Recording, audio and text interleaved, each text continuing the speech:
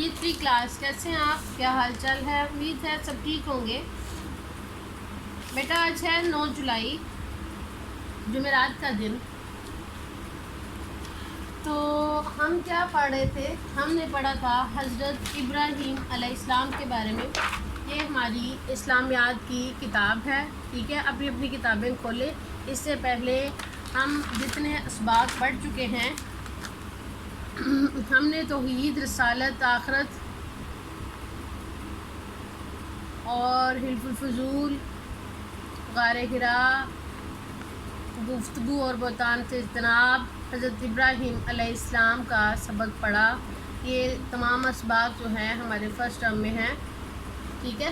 تو آج یہ ہمارا آخری چیپٹر تھا، ہم اس کے بارے میں تھوڑی سی ڈسکشن کرتے ہیں۔ ہم نے یہ پڑھ تو لیا ہے، لیکن اس کے بارے میں کچھ ضروری معلومات ویسے دوبارہ کر لیتے ہیں کہ ہم نے اس میں کیا کیا کچھ پڑھا تھا اور کیا کیا کچھ سیکھا تھا۔ اور تو بیٹا آج سے پہلے دنیا میں جتنے بھی نبی اور پیغمبر آئے، ان تمام لوگوں نے بہت مصائب اور مشکلات کے ساتھ زندگی گزاری۔ ان میں سے حضرت ابراہیم علیہ السلام بھی ایک ایسے پیغمبر تھے جن کو اللہ تعالیٰ نے نبی بنا کر بھیجا، جو اپنے بندوں کو ہدایت اور رہنمائی کا طریقہ بتاتے تھے۔ اور آپ علیہ السلام ایسے نبی تھے کہ جن کو اللہ تعالیٰ نے اپنا دوست یعنی خلیل اللہ کا لقب دیا تھا، ٹھیک ہے؟ حضرت ابراہیم علیہ السلام آج سے 4000 سال پہلے عراق میں پیدا ہوئے تھے۔ ان کے زمانے میں لوگ جو تھے بت پرستی کرتے تھے، بت پرستی عام تھی، لوگ بتوں کو پوجتے تھے۔ اور سب سے خاص بات کہ آپ علیہ السلام کا خاندان جو ہے، آپ علیہ السلام کے گھر سے آپ کے والد صاحب جو تھے بہت بڑے بت پرست تھے اور بت ساز تھے، وہ بت بناتے تھے۔ آپ علیہ السلام نے جب یہ صورتحال دیکھی تو آپ بہت پریشان ہوئے۔ آپ نے اللہ کے حکم سے اپنی قوم کی اصلاح کی ذمہ داری لی۔ آپ نے کہا کہ میں اپنی قوم کو بالکل راہ راست پر لے آؤں گا۔ آپ علیہ السلام نے اس کا آغاز اپنے گھر سے کیا۔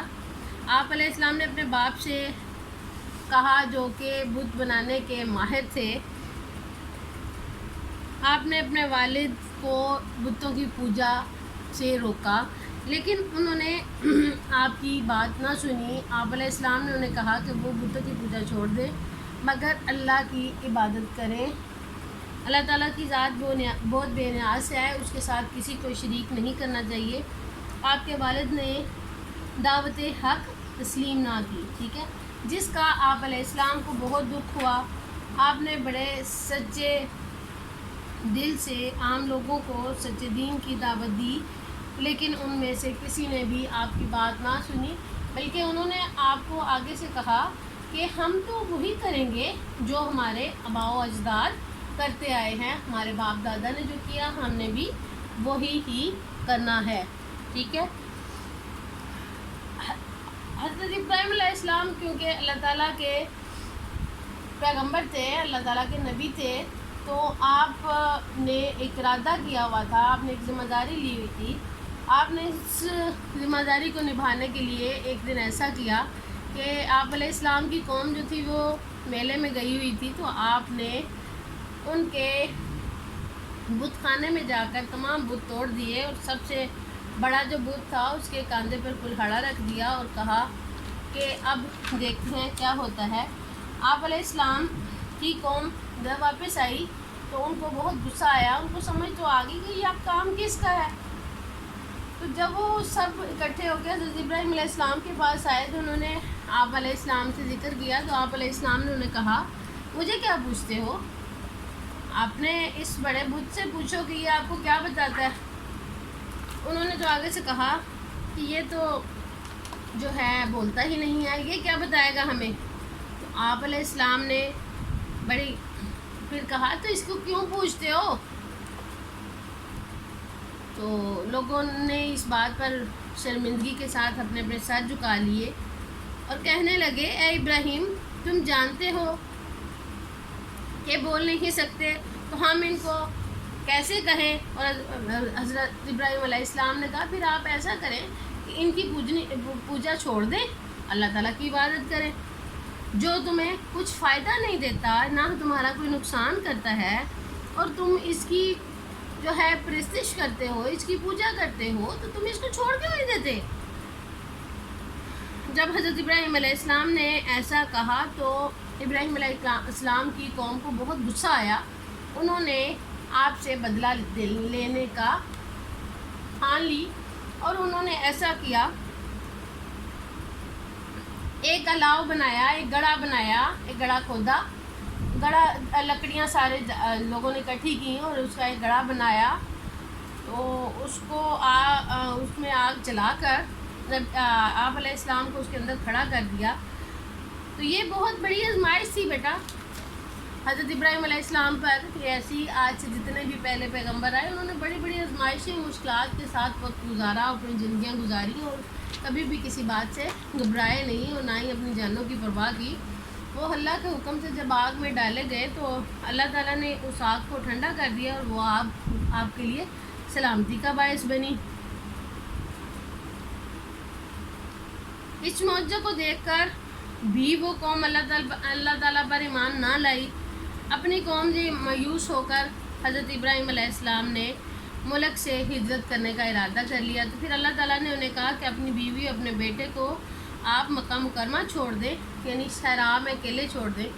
جب آپ کے بیٹے کو پیاس لگی تو اس نے اپنی ایڑی کے ساتھ کسی جگہ کو رگڑا اور وہیں سے جو ہے آب زمزم کا سلسلہ جاری ہوا ہے، جو ہم لوگ جب حج کرنے کے لیے جاتے ہیں تو آب زمزم کا پانی استعمال کرتے ہیں. اس کے بعد ایک اور ایسا واقعہ جو کہ خاص ہے، ہماری زندگیوں میں ہے اور ساری زندگی ہماری رہنا ہے ہمارے ساتھ ساتھ. حضرت اسماعیل علیہ السلام جب بڑے ہوئے تو اللہ تعالیٰ نے حضرت ابراہیم علیہ السلام کو خواب میں انہیں ذبح کرنے کا حکم دیا. حضرت ابراہیم علیہ السلام نے اللہ کے حکم سے اپنے بیٹے کو ذبح کرنے کے لیے تیار ہو گئے. تو آپ کے بیٹے نے آپ سے کہا کہ ابا جان آپ اپنی آنکھوں پر پٹی باندھ لیں. آپ علیہ السلام نے اپنی آنکھوں پر پٹی باندھ لی. تو جب آپ نے اپنے بیٹے کی گردن پر چھری پھیری تو پھر اللہ تعالیٰ کے حکم سے ان کی پٹی کھلوا دی گئی. جب آپ علیہ السلام نے پٹی کھولی تو آپ کے سامنے ایک دمبا تھا جس کو آپ نے ذبح کیا تھا اور آپ کا بیٹا صحیح سلامت کھڑا تھا. اس کا مطلب یہ ہوا کہ اللہ تعالیٰ نے آپ کی قربانی پسند کر لی، جس کی بنیاد جو ہے ہمارے لیے سنت نبوی، سنت ابراہیمی کی وجہ سے ہمارے سامنے ہے کہ ہم ہر سال عید قربان مناتے ہیں اور اس سال اپنی مرضی کے جانور اللہ تعالیٰ کی راہ میں قربان کرتے ہیں. ٹھیک ہے، یہ تو تھا مختصر تعارف. اس کے بعد ہم نے اس کے سوالات کیے. حضرت ابراہیم علیہ السلام کون تھے؟ حضرت ابراہیم علیہ السلام اللہ کے عظیم الشان نبی تھے. حضرت ابراہیم علیہ السلام نے اپنے دین کی دعوت دی تو انہوں نے کیا کہا؟ انہوں نے کہا ہم آپ سے جھگڑا نہیں کرنا چاہتے. حضرت ابراہیم علیہ السلام کو آگ میں کیوں ڈالا گیا؟ کیونکہ انہوں نے ان کے بت توڑے تھے. اس کے بدلہ لینے کے لیے انہوں نے ان کو آگ میں ڈال دیا. اللہ تعالیٰ نے حضرت ابراہیم کو اپنے بیٹے کے متعلق کیا حکم دیا؟ انہوں نے اس سے بتایا کہ اللہ تعالیٰ نے مجھے تمہیں ذبح کرنے کا حکم دیا ہے.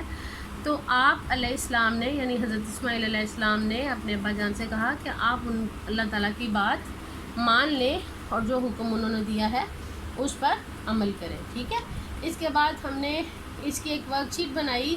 ورک شیٹ میں ہم نے خالی جگہ پور ہماری کتاب میں تھی، ہم نے اس کے غلط درست الفاظ کیے اور اس کے بعد ہم نے اس کے ٹیسٹ کی تیاری کرنی ہے جو کہ ہمارے بعد بدھ کا دن ہے، ہم اس کا ٹیسٹ لیں گے. ٹھیک ہے، اپنا بہت زیادہ خیال رکھیے گا اور اس کو اچھی طرح سبق کو یاد کیجیے گا. منگل کو ہمارا ٹیسٹ ہوگا. وہ ٹیسٹ کا شیڈول آپ کو بتا دوں گی کہ کیسے آپ نے کرنا ہے. وہ جو ٹیسٹ آپ کو دیا جائے گا اس کا آپ نے اس طرح کرنا ہے کہ جو ڈیٹ آپ کو دی جائے گی، آپ کے ٹیسٹ کی ڈیٹ جس طرح دن ہوگا منگل کو آپ کا ٹیسٹ ہے، تو آپ نے رات 12 بجے تک اپنا ٹیسٹ سبمٹ کروا دینا تاکہ آپ کو چیک کر کے آسانی سے واپس کیا جا سکے۔ اللہ حافظ، اپنا بہت خیال رکھیے گا۔